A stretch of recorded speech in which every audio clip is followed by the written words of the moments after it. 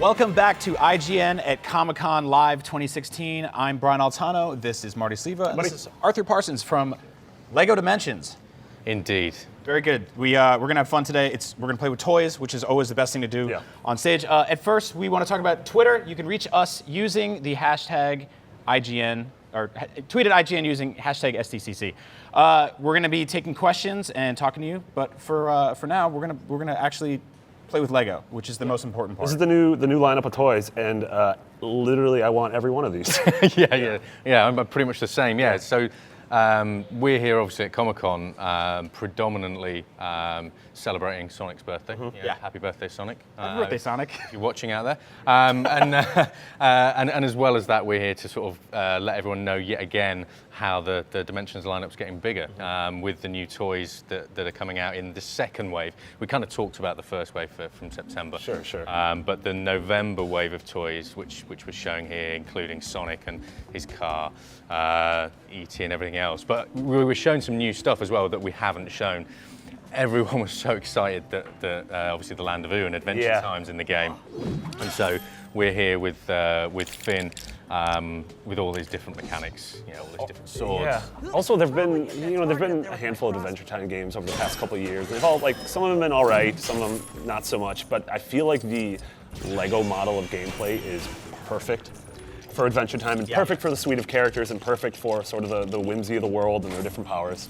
Yeah, and Jimmy, who's my co-game director, and the team that are on Adventure Time have kind of nailed everything. If you know about Adventure Time, then you're going to get to play Finn and Jake and a whole host of other characters. And it's this we'll put Lumpy on in a minute as well. She just sits around singing and that's what she does. Stuff. Yeah, she's a diva. This is actually doubly great for Adventure Time fans, or pretty much fans of any of the licenses that you're pulling in, because you're not only getting new toys, but you're also getting a new game out of it. Yeah, absolutely. So the Adventure Time, you get a huge level. So obviously here you're in Jake and Finn's treehouse that everyone will kind of know. But you get to go across the whole Land of Ooo. You've got an adventure world to explore. There's a couple of these new battle arenas, the 4-player co-op things we talked about. But as well, you're here. You've got Jake the dog. But one of the coolest things he does is all these weird, crazy transforms you'll know from the show. I love this. And so, you can turn him into like a trampoline. Terrified. I thought that was a table. I'm like, are they going to eat on their friend?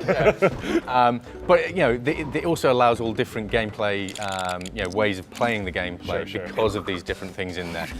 Some of the transforms are awesome. So you've got this one here, and then you can effectively jump inside. And if you look in the little window, you can just see there's Finn inside. Is that comfortable for him? That looks terrifying. No, I mean, I'm a huge Adventure Time fan, but I always get mildly uncomfortable when Finn jumps inside of his dog and wears him as oh god. Yeah, it can't be right, can it really? It's like getting in a Transformer almost. Yeah, I mean that's the whole appeal of Adventure Time though, is it's one of those things where like kids can watch it and be like, oh, this is cute and awesome, and then an adult watches them like, all right, this is kind of messed up. Which I think pairs perfectly with the Lego games in general, right? I mean, you can go in, and I'm one of those people that 100%s every Lego game. I'm working on Force Awakens right now. It's just my thing. I beat Jurassic World, just went in there, got everything. And that's why I really appreciate what you're able to do with this game, because it's actually giving you guys the ability to flex in numerous different art styles that you wouldn't normally see. I wouldn't say that all of the Lego games sort of have a uniform art style, but they're pretty much immediately identifiable. You look at something like this and you're like, wait, is that, it is a Lego game. Like, it takes a second. Yeah, and then that's the great thing about Dimensions. Each kind of a brand or franchise you go to has a completely distinct feel to it. So, in here in Adventure Time, if we drop Sonic in, then Sonic is kind of cel-shaded, whereas if he's in, E.T.'s Adventure World, he's kind of real life looking. Yeah, everyone sort of adapts to their surroundings. Yeah, absolutely. But Sonic is just so cool in this game, because the guys have spent time just analysing all the Sonic games, getting the movement right, getting the feel of him completely right. And again, with the toys, you've got Sonic's car, you've got the tails playing. Which I've still never understood, by the way. He has legs. See, look at him right here. Look how fast he is. That's it. You've got to go fast. So get a car and you'll go faster. But it's really cool playing as Sonic. So, what sort of market research did you guys do to figure out that 80s babies are the ones with the most expendable income? Because you are specifically targeting us with this wave. You've got the A-Team, you've got Gremlins, you've got Goonies, you've got Sonic, you've got E.T. I mean, a 10-year-old kid doesn't really know a lot of these properties, but you're specifically going after us. Yeah, absolutely. Well, yeah, and I'm that era. You know, I'm 75, so you know. Years old? Yeah, we know. You look so good. It's the moisturizer. Yeah. So I'm in my 40s now, but I grew up watching. You know, A-Team. Yeah. And Goonies is my favorite movie ever. You know, Beetlejuice I love. You know, Gremlins, E.T. You can't not love these franchises.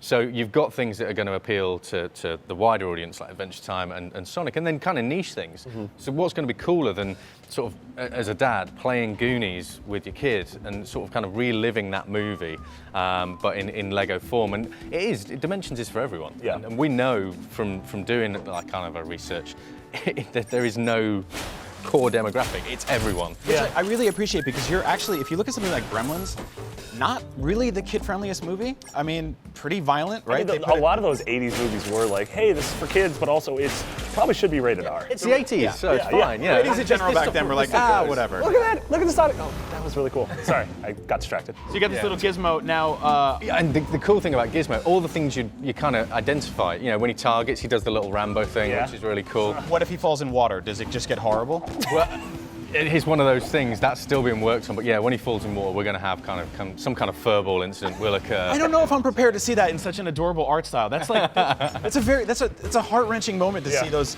gremlins pop out of his back. Yeah, it's kind of a pain pleasure thing, you know. You never know whether he's really enjoying it or And not. like, I mean, similarly with E.T., right? That movie gets into some sort of dark themes by the end. There's government testing. He looks very sickly by that river. Like, I try not to think about that a lot. But yeah, that, you know, as a minifigure, it's just, E.T. is just so good. And yeah, you know, he's going to have, you know, obviously everyone remembers in the movie when Connie gets dressed up as like Mrs. E.T., I think, or whatever you'd call him. So again, that'll be his kind of disguise mechanic. Elliot kind of cycles in on the bike. You know, bang, there you go, you're now Mrs. E.T. Even give him a little trail of like orange and yellow mini studs and be like, oh, the Reese's Pieces. That's a whole different type of branding. So do any of these levels come with their own open world, sort of like the Springfield pack and the Wizard of Oz? Every single one of these packs comes with an adventure world. So obviously the thing for the Adventure Time is we've got a level pack. We then have a Marceline fun pack, and we've also got the Lumpy Space Princess fun pack. So any of those will give you access to that adventure world. But they all come, and that's the thing. Year 2, every pack's got an adventure world and a unique battle arena. So it's so cool that you're going to get kind of more content per pack. We're really trying to kind of build on it and make sure people really get value for money with these toys. Yeah. What I really appreciate about this is the sort of toy box approach that you guys have. I mean, I remember being a kid and just opening up my box of toys and just being like, oh, today Batman is fighting a G.I. Joe, and you know, here's Wonder Woman. And I mean, you've got a Gremlin and you've got E.T., which I feel like historically wouldn't get along canonically in any films. Yeah. Gremlins don't usually get along with anybody. No. No, yeah, but they can all live happily together. You know, you can then throw Mr. T into the mix. Have One does, yeah. You can have Sonic driving around in the A-Team van. Lego Dimensions really doesn't have rules. It is that choice life game where any of these toys work with anything. The limit is you've got 7 places on your portal to stick these things. In the 80s, these characters usually got together to be like, hey kids, you know, don't get in trouble, don't smoke, don't drink. And here they're like, yeah, just let's wreck this guy's house and eat a sandwich. But don't give Gizmo a sandwich. No.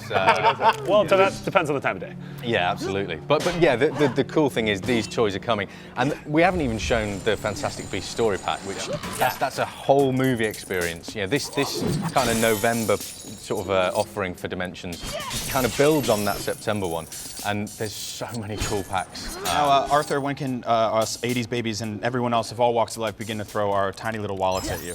Well, September you can start throwing wallets at us, and then in November we'll still be catching because we've got Wave 1 and Wave 2. But the cool thing is, all you need to be able to play all of this cool stuff for Year 2 is the starter pack from Year 1. That's awesome. So it doesn't need a new starter pack. Just buy that starter pack, and if you haven't, go and grab one now. This is the time to play Lego Dimensions. All right. Well, that's Lego Dimensions. I'm Brian. This is Max, and this is Marty, and this is Arthur. Yeah, whatever. Comic-Con, IGN, we're doing it. So stay right there. We're going to keep making awesome videos and calling people the wrong name and playing with toys.